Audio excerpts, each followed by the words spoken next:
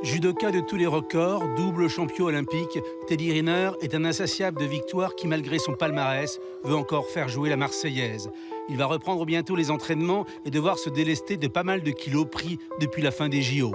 Teddy Riner, condamné à toujours gagner, sait qu'il est scruté par ses adversaires qui rêvent de voir chuter le colosse au pied agile et non pas d'argile.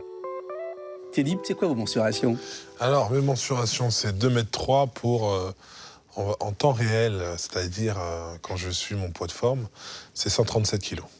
Et aujourd'hui, vous êtes en repos avant l'entraînement? C'est une bonne question, je crois que je suis à plus 10 ou plus 15 kilos.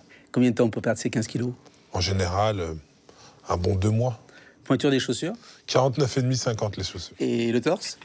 Je dirais un peu plus de 50 cm. Est-ce que ces proportions hors normes ont toujours été un atout? Je dirais que non. C'est vrai que lorsqu'on est petit et qu'on aimerait jouer avec tout le monde, il faut faire attention à tout le monde. Et c'était pas évident pour moi de gérer toute mon énergie, toute ma force. Donc j'ai envie de dire, j'aime être grand, mais parfois c'est vrai qu'il y a eu beaucoup d'inconvénients. Et donc ça m'arrivait d'être un petit peu casse-cou. Je crois que vous rentriez à la maison et vous disiez à votre maman où est ma place. Oui, ça m'est arrivé, oui. Mais bon, j'ai eu la chance d'avoir une mère qui m'a aidé à évoluer dans mon corps et qui a mis énormément de dispositifs autour de moi pour que je me sente le mieux possible et que je grandisse le mieux dans ma tête et dans mon corps. Et aujourd'hui, on peut dire que vous l'aimez, ce corps. Oui. Allez, pousse. 4. Laisse pas la tête.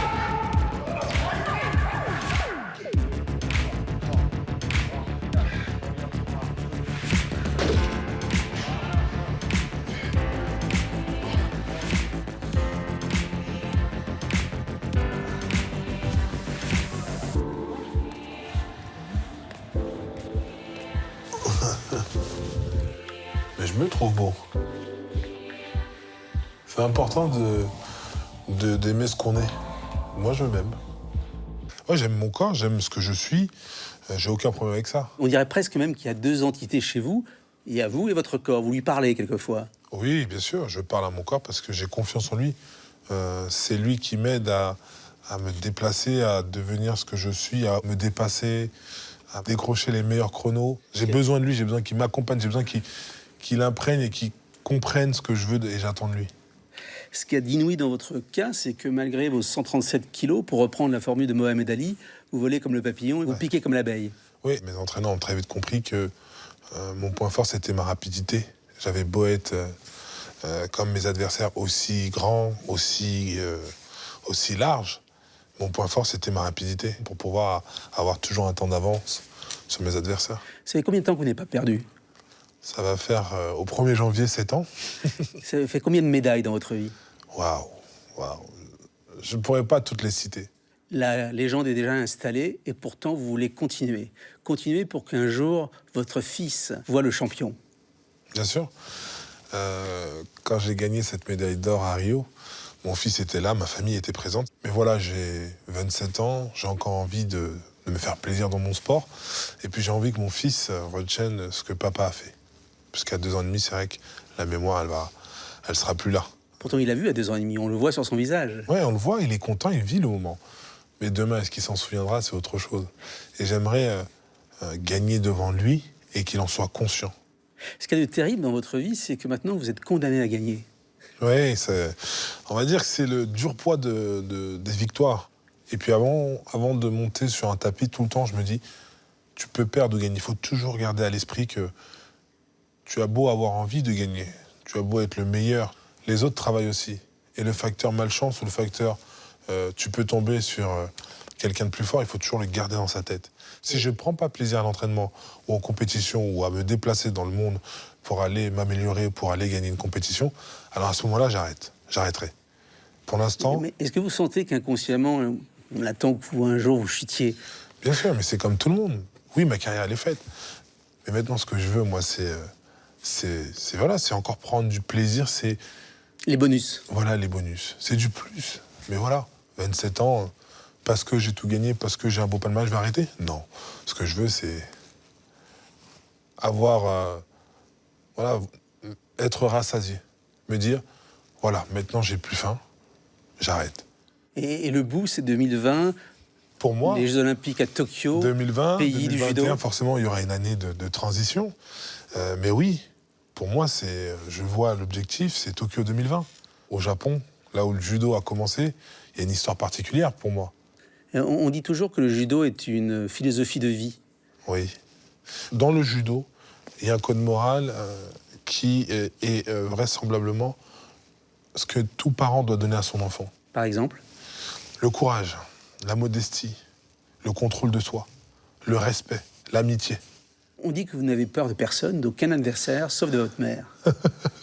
Quand la madré hausse un peu le ton, me regarde avec un air insistant, je comprends très vite. Les Japonais rêvent depuis des années de vous mettre par terre.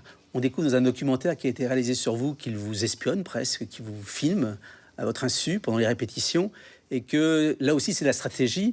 Vous leur donnez pas tout ce jour-là pour qu'ils ne sachent pas tout. Forcément, on peut pas tout donner à l'entraînement puisque c'est comme ça qu'ils progressent, c'est comme ça qu'ils absorbent toute votre savoir. Et c'est vrai qu'avec toutes ces technologies, maintenant, on est très souvent épié lors des séances d'entraînement, même si on s'est interdit de filmer. Putain de merde, ça fait mal, je t'ai dit. C'est longtemps. Putain, tu vois, regarde, il lui dit. Il regarde. Regarde, t'as vu?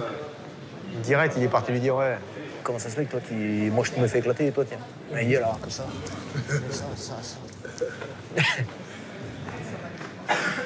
Et vous êtes obsédé à l'idée d'être un sportif propre. Jamais de dopage dans votre vie à tel point que vous vérifiez les bouteilles d'eau qu'on vous sert, que ce soit dans les pays étrangers, pour qu'on ne vous dope pas à votre insu. Oui, mon père m'a éduqué en ce sens, à toujours me méfier de tout le monde, surtout dans le sport où lorsque on gagne, forcément il y a des gens qui sont toujours contre vous, il faut jamais l'oublier. Donc il m'a toujours dit, vérifie tes bouteilles, ne laisse pas traîner tes bouteilles, ne laisse rien traîner. Si je tourne le dos, je reviens 1 minute, 2 minutes, même quelques secondes, je jette la bouteille. Il faut appuyer pour voir s'il n'y a pas une piqûre. Ça va. Eh oui, maman. Pas de dopage, hein. Ouais, parce qu'il y a les femmes de ménage qui passent. Pour voir s'ils n'ont pas mis des produits dans mes trucs. D'ailleurs, tu vois, la bouteille, elle est vide, j'étais pas dans ma chambre, je jette. C'est du gaspillage, mais c'est comme ça. C'est comme ça parce que j'aimerais pas demain qu'on m'accuse d'être dopé. J'aimerais pas demain qu'on me salisse.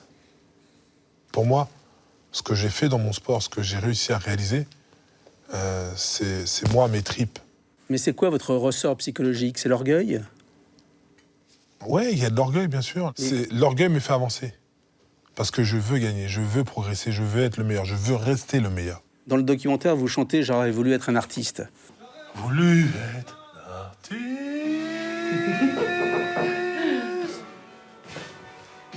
Pour faire bon numéro. Tu dois pas la noter. Non, mais parce que je suis allongé. Ah ouais. Voulu être artiste.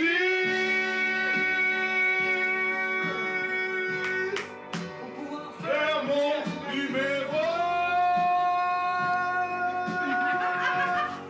Quand l'avion se pose sur la piste. Eh oui. Vous ne serez pas chanteur, je vous rassure. Comment? Si, bien sûr que je peux être chanteur. Vous auriez voulu être artiste? Là, je suis un artiste à ma manière, mais c'est vrai que j'aime la musique. La musique fait partie de ma vie. Et j'ai pas honte. Souvent, on rit de moi.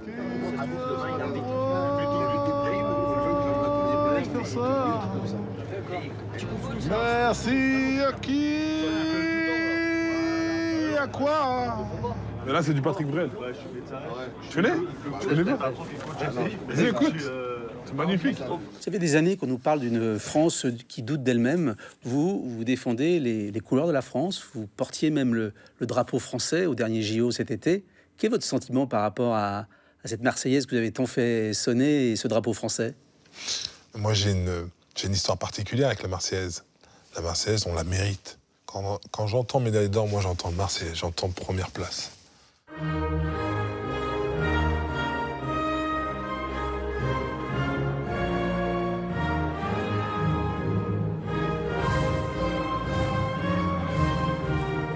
Et c'est vrai que chaque fois, ça met des frissons quand j'ai été porte-drapeau, d'être ce chef de délégation avec les athlètes, de les faire rentrer dans le stade. C'est des moments, ça, c'est ici, c'est là, ça ne bougera jamais.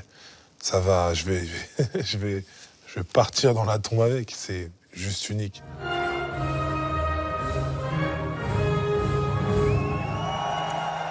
Depuis l'âge de 15 ans, vous travaillez avec une psychologue.